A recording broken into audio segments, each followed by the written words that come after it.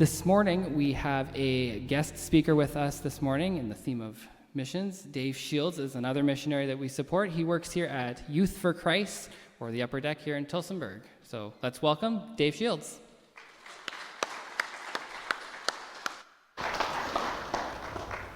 Thanks, Justine. Good morning. Again, my name is, just mentioned, is Dave Shields. I've spoken here a few times over the last number of years. I've led communion a few times. I'm often up in the back doing the stream.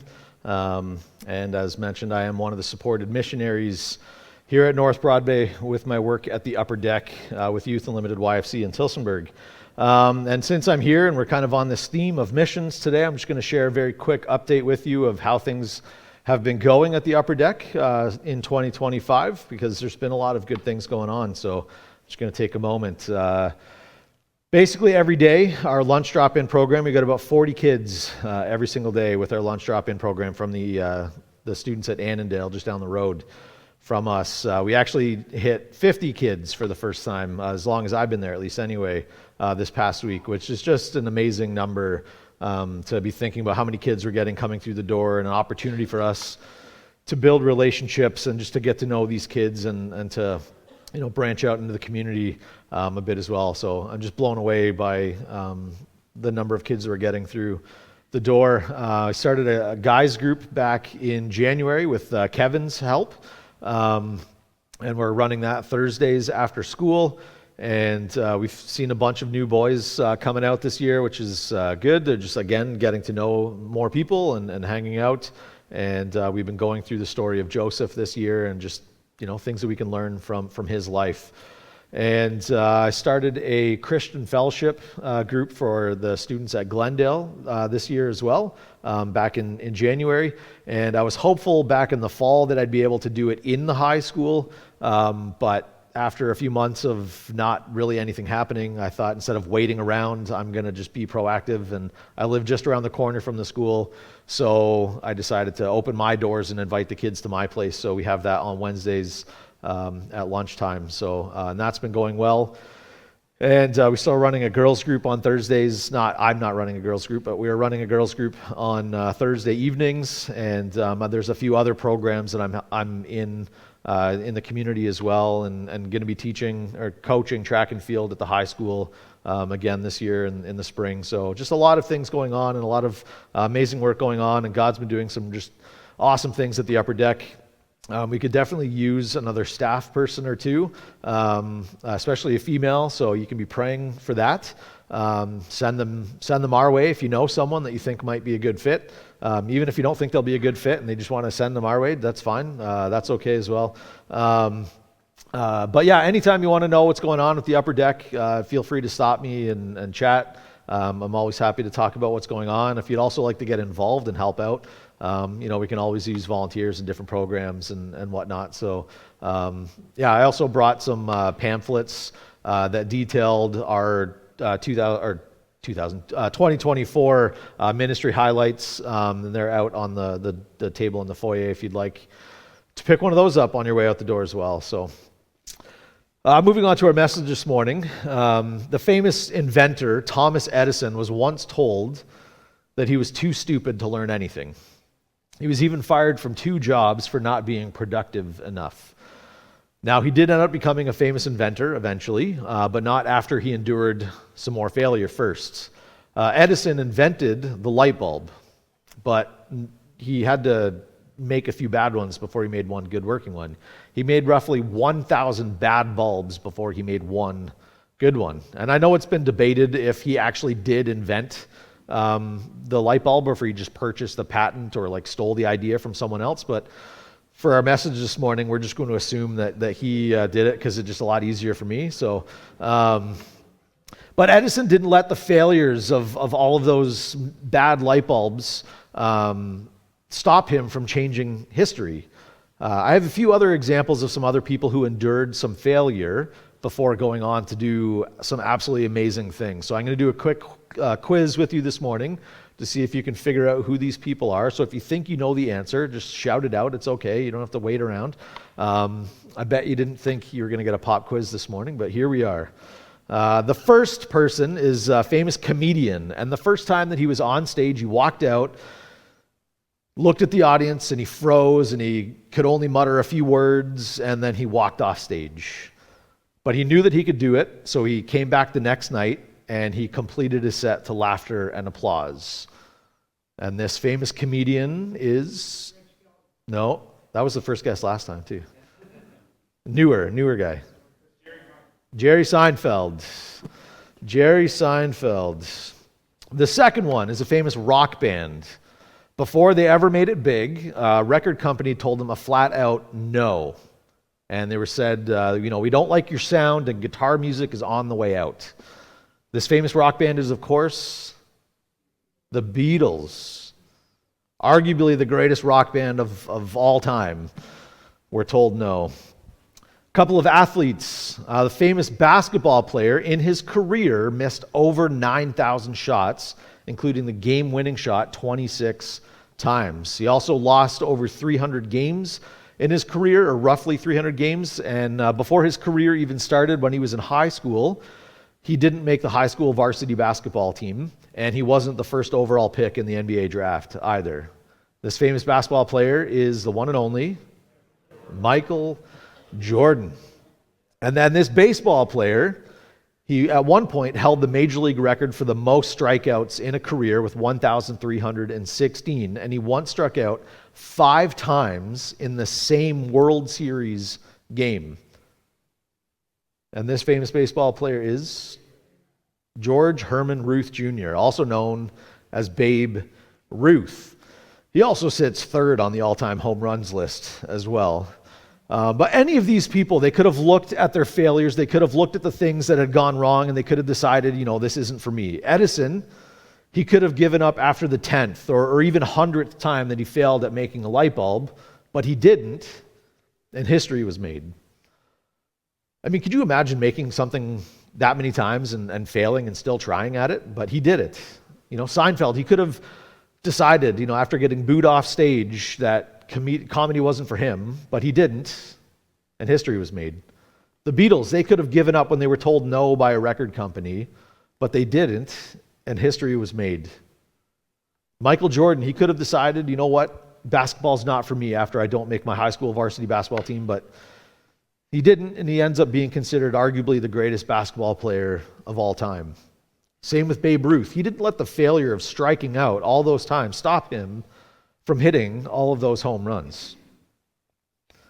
This morning we're going to look at a story from the Bible that is a little bit different than these individuals that we just looked at, but it is often perceived as a failure by most people. But I think it's quite a success story, in my opinion. And it's also one where this guy didn't let failure stop him from a once-in-a-lifetime experience, where he got to experience something that no one else has experienced. So before we go any further and we open up our words, we're going to just open with a word of prayer. So let's pray.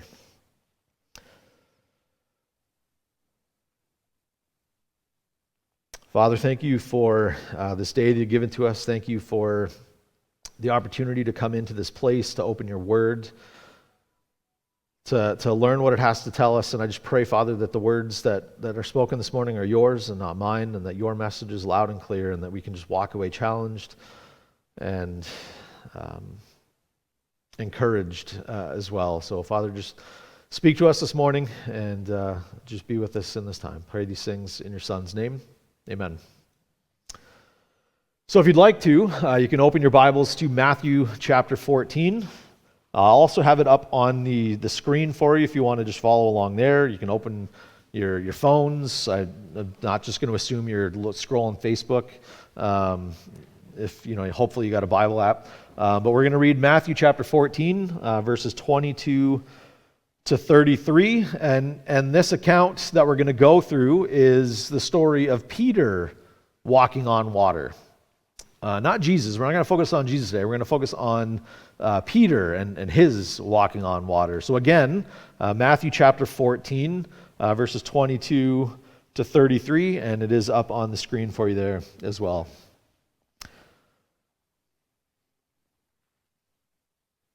Immediately, he made the disciples get into the boat and go before him to the other side, while he dismissed the crowds. And after he had dismissed the crowds, he went up on the mountain by himself to pray. When evening came, he was there alone, but the boat by this time was a long way from the land, beaten by the waves, for the wind was against them. And in the fourth watch of the night he came to them, walking on the sea. But when the disciples saw him walking on the sea, they were terrified, and they said, "It is a ghost," and they cried out in fear. But immediately Jesus spoke to them, saying, "Take heart, it is I, do not be afraid." And Peter answered him, "Lord, if it is you, command me to come to you on the water." He said, "Come." So Peter got out of the boat and walked on the water and came to Jesus. But when he saw the wind, he was afraid, and beginning to sink, he cried out, "Lord, save me." Jesus immediately reached out his hand and took hold of him, saying to him, "O you of little faith, why did you doubt?"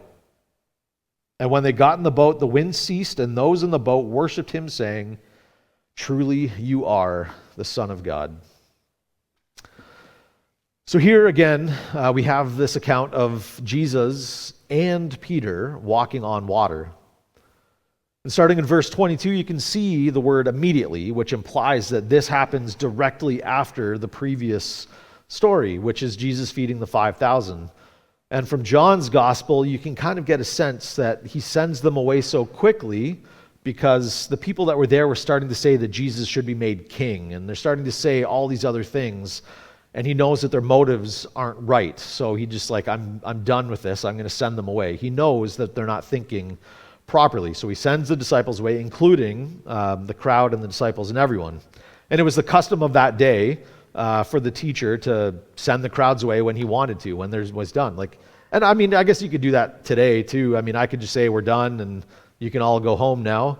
I'm not, please stay. I'm not, you don't have permission to leave yet. But I could end it here if I wanted to. And that's what Jesus did. He was done, so he ended it. And if you do a little bit more digging, or if your Bible has the right kind of notes that are in it, you would see that the story of Jesus feeding the 5,000, it's in all four of the Gospels. But Jesus walking on water is only in 3 of them. It's in all of them but Luke. And Peter is only mentioned in the book of Matthew. So this is the only spot where we see that Peter walked on water. And after some digging and trying to figure, why is this the case, really it comes down to that each gospel writer is trying to paint Jesus in a certain light, and they have a certain story that they're trying to tell. It doesn't mean that they're contradicting each other. It doesn't mean that they're, not that the stories didn't happen or anything like that. Each gospel writer is just including what message they want to include and how they want to portray Jesus to the audience that they are writing to, because they are writing to different people. So now at this point, Jesus has sent everyone away. He sent the disciples away, and he goes off on a mountainside to pray. He's probably going to be thinking about and praying about how the crowds were reacting to him and just trying to calm himself. And as he's up on this mountainside praying, he's there for quite some time. It says the fourth watch of the night, which you can see in verse 25, that Jesus makes his way out to them. The fourth watch of the night is between 3 a.m. and 6 a.m. So it's after a very long night of praying. It's still most likely very dark out. And you can also see from verse 24, there's this storm that's going out on the water. It's heavy wind and waves. It's beating the boat, and it's just not a good scene. And then if you go to verse 25, you can see how Jesus gets back to the disciples. He walked, and he didn't go around the water. He walked on the water. I mean, what's the fastest way to get from point A to point B? It's a straight line. So Jesus is out walking on water, coming back to the disciples, and the disciples see him, and they get afraid, and they're thinking, this is a ghost. There's this wind and the waves, and it's all this craziness that's happening around them, and they're just a little terrified, and they see this person. It probably wouldn't have been anywhere near as terrifying of an experience if it was a nice, calm night. If the waters were nice, they would have maybe had a little bit more awe and amazement at what they were seeing. I remember one time for myself when I went out fishing with my brothers-in-law down at Turkey Point. As we were pulling into the marina that morning, we could see that the water looked a little bit rough. It was a cold and kind of windy day, and but we didn't really know how bad it was from driving in. As we were launching our boat in the marina, seemed fine. The marina protects the wind and the waves, and like it's all nice and calm in there, and we couldn't really tell. So the four of us were in this like 12-foot tin boat launching in the marina at Turkey Point, and as we are starting to pull out of the marina into Lake Erie, we very quickly learned just how bad the water was. We weren't out all that far before the waves were up above our heads. We'd be at the bottom of a swell and the waves would be like 6-8 feet above our heads. Like, it was probably the most terrifying experience of my entire life. It took us about 5 or 6 times longer to get out as far as we did and realized this is dumb, and we turned back, and it took us like 30 seconds to get back. We just rode a wave the whole way. And thinking about my experience of like being in a situation, small boat, waves, wind, and like the craziness, I can understand that the disciples would be a little terrified and like thinking I'm seeing ghosts and like life flashing before their eyes kind of thing. But Jesus, knowing all of this and what they're thinking, he says to them, "Take courage, it is I. Don't be afraid." And by Jesus saying, "It is I," he is in a veiled way kind of saying, "I am," which is how God let Moses know who he was at the burning bush. And this is the point of the story that I'd really like to focus on today, with Jesus out there walking on the water in the middle of the sea, middle of the storm, middle of the night. Peter says to Jesus, "Lord, if it's you, tell me to come to you." Peter didn't ask Jesus, I don't think he asked him to test Jesus to see if it really was him. I think Peter knew that it was Jesus. Like, he'd spent all this time with him. He heard him talking, and like he knew it was Jesus. Peter says to Jesus, "Tell me to come out to you," because Peter wants to be where Jesus is. If Jesus is out walking on the water, that's where Peter wants to be. And Peter asks to come out on the water as well.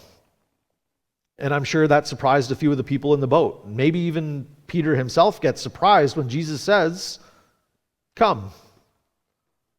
And I'm sure Peter probably had a moment of thinking to himself, like, am I really going to do this? And then again, I'm sure to the surprise of everyone else in the boat, Peter actually jumps over the side of the boat and he starts walking on water too. Just imagine that you're in the boat watching this take place. What would you be thinking as Peter is jumping out of a boat in the middle of the sea, middle of the night, middle of a lake, or middle of a storm? I'd be thinking, Peter, what in the world are you doing? Like, you are crazy. This is nuts. But Peter wasn't crazy. He just wanted to be where Jesus was. So that's what he does. He hops over the side of the boat to go and walk to him. Now, the Bible doesn't tell us how far Peter got while walking on water. It could have been 5 feet, could have been 5 yards, could have been 50 feet. We don't know. We have no idea. But even if Peter only took 2 or 3 steps while walking on water, he walked on water. Peter walked on water. You can't take that away from him. But you can see, though, however long or short of a walk he had on water, he lost his focus from Jesus. He got distracted by the wind and the waves, and he started to sink. And as he's starting to sink, he cries out, "Lord, save me." And immediately it says Jesus reached out and saved him. And then he says to Peter, "You of little faith, why did you doubt?" They get back in the boat, the wind dies down, and they start to worship Jesus. Now, I think if you were to stop reading this story where Peter is walking on water and leave out the fact that he starts to stink, that's an amazing thing that just happened. You know, you might have even started to wonder, like, did the other disciples, did they start jumping over the boat too? Like, they're walking on water. But then you get to that verse that says that he started to sink. And then you see that Jesus said to him, he saves him and he says, "You have little faith." The story doesn't look so good anymore necessarily, right? I mean, Peter failed. He didn't really succeed at walking on water, did he? Like, he started to sink. That's how it looks on the surface. But I'm going to suggest to you that what we see here isn't actually anywhere near as bad of a failure as what it looks like. First, take into account what I've already made mention of. Peter walked on water. Yeah, he started to sink. But you can't take away the fact from him that he did walk on water. However long or short it was, Peter walked on water. And actually, I'm pretty sure next to Jesus, Peter's the only other person in the history, human history, to walk on water, as far as I know. I mean, I saw that Chris Angel guy do it on TV once, but I'm pretty sure it was just a trick. So put yourself in Peter's shoes.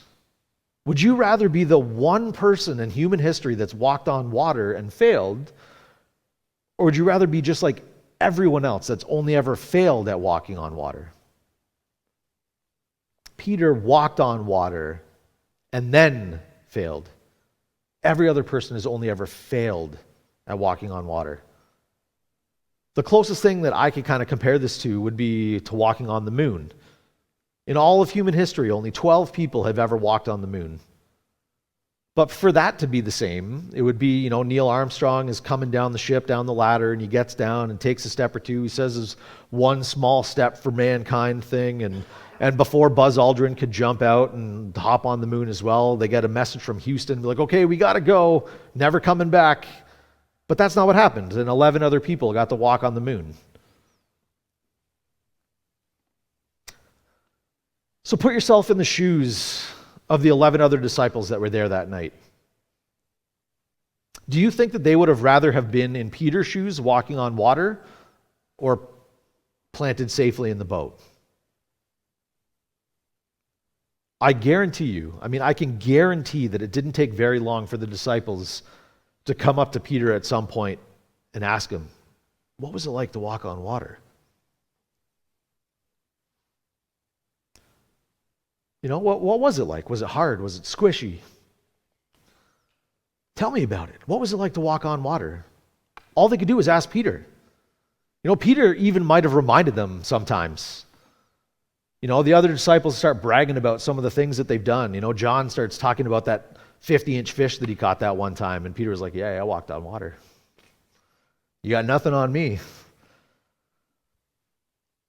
Now, you might be sitting there thinking, though, well, what about the fact that Jesus tells Peter that he had little faith and that he doubted? Yeah. Jesus says that to Peter. He said that to the one guy that had enough faith to get out of the boat. I'm sure that when Jesus said that to Peter, the other disciples could hear him say it. It's written down in Matthew's gospel. We have it here for us.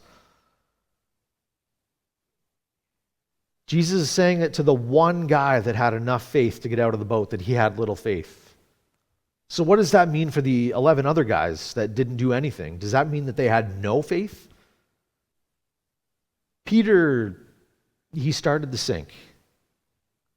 But again, it wasn't until after he walked on water first.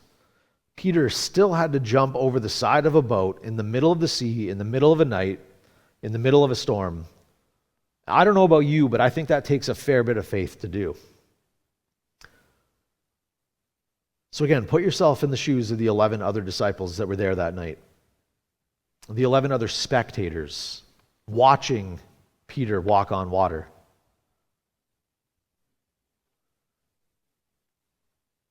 Again, I guarantee that the 11 other disciples had ridden in a boat at some point in their lives before that night. It was not a new experience for them.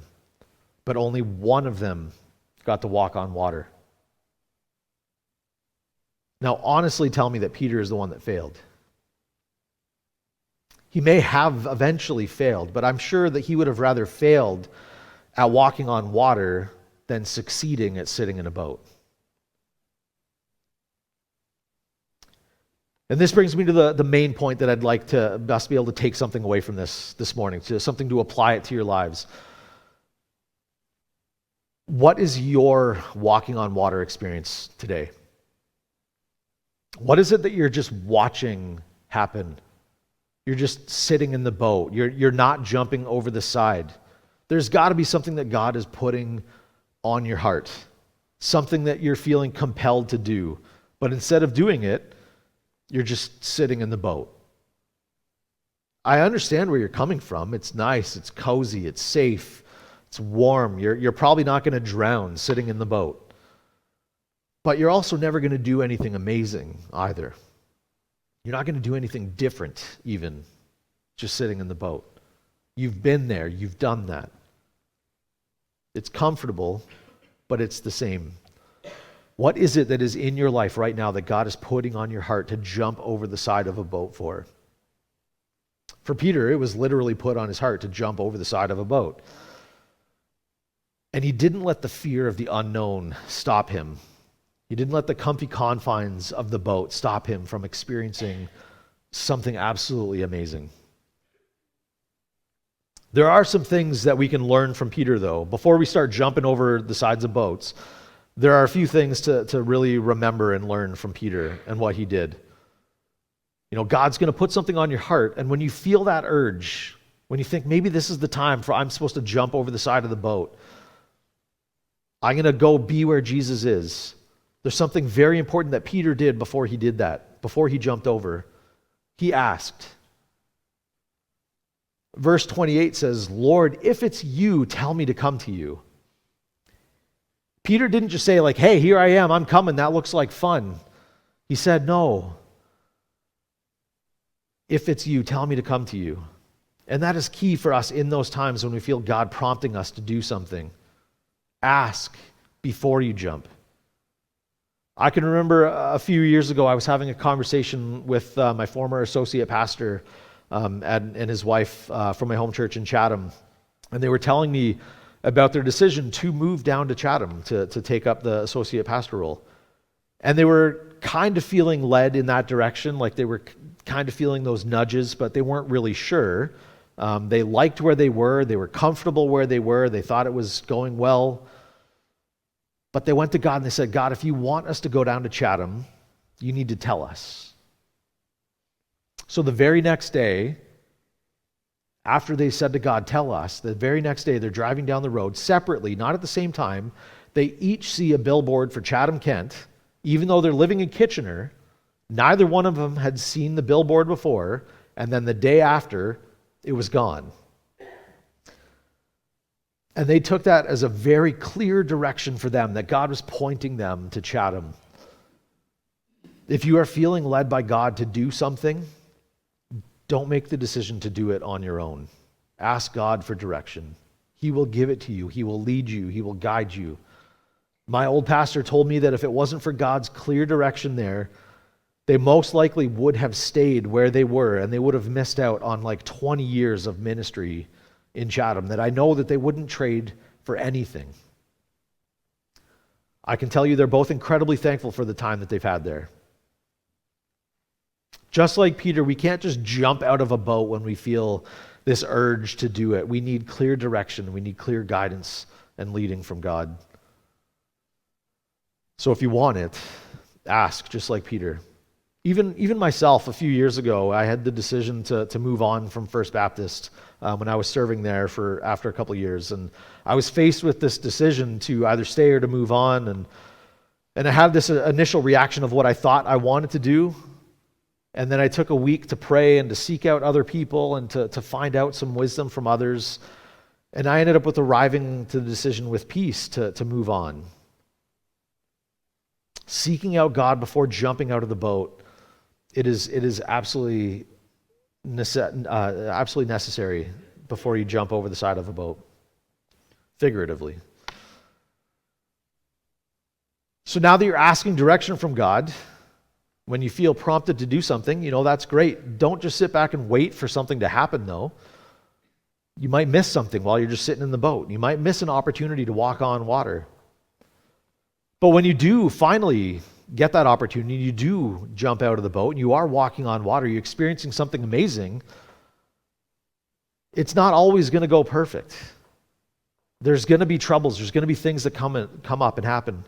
Remember, Peter walked on water, but he also got distracted by the wind and the waves, and he started to sink. But what was his reaction when he started to sink? Immediately, he cried out, "Lord, save me." He didn't He didn't start to struggle. He didn't try swimming back to the boat on his own. His first reaction was to cry out and say, "Lord, save me." And when we are in situations like that, even ones that start out amazing, like walking on water, but we end up starting to sink, our first reaction needs to be to call on God for help. I mean, how often in your life, even with the small little mundane things, when something goes wrong, do you not go to God first? I know far too often in my life, like I'll try to fix it. I'll try to fix things or do things and rework things, and I'll do it on my own. And eventually, though, I end up turning to God. And a great lesson that we can learn from Peter here is to just go to God first. We usually end up calling on him anyway, so why not just start there? So that's the story of Peter failing at walking on water. Yes, he started to sink. Can't deny that. But when I read the story, I see Peter walking on water before he failed at it. And the last time, again, I checked, I've never heard of anyone else walking on water, failing at it or not. There were 11 other guys that sat in the boat that night watching Peter walk on water. 11 other spectators. Only one of them walked on water. It may not work out exactly how you hoped for, but if you ask me, I would rather fail at doing something amazing and doing something different than succeeding at doing the same old thing time after time. When people give in to fear, people give into the fear of failure, it changes history in a negative way, because amazing things don't end up being done. Just as much as it does when people do not give in to fear and they do jump out of the boat. It changes history in a positive way. What walking on water experience is God calling you to today, to jump out of a boat for? Figuratively speaking, we have all ridden in a boat. But how many of us have ever truly walked on water? Perhaps God has been putting it on your heart to help out with one of the many areas of need that are here at North Broadway. Kidsmen, greeter, tech, serving, whatever it might be. Maybe it's to go a little bit deeper in your relationship with your neighbor. Maybe it's to go on an upcoming missions trip. That's just a few examples. There's so many things that God could be calling you to. Next time that comes along, don't be caught sitting in the boat when an opportunity to walk on water comes along. Father, thank you so much for your word. Thank you that we can look at stories like this and that we can be challenged and encouraged and to just know that you have great things in store for us if we are just willing to step out in faith.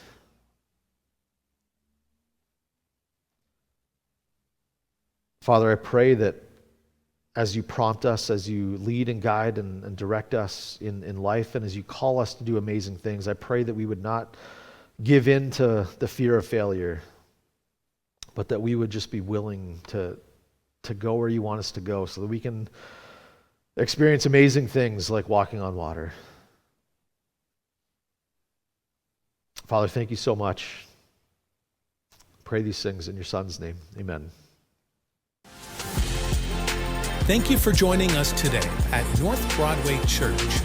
To stay in the loop, make sure to visit northbroadwaychurch.ca. There you will find information about who we are, ministries that we run, and upcoming events. You can also find ways to take a next step in your faith journey. If this was your first time watching today, we're glad you could join us. Check out the I'm New page on our website to connect with us. If you want to join us in person, you can visit us in Tillsonburg, Ontario. Service times are 9:30 a.m. and 11 a.m. We hope to see you soon. God bless and have a great week.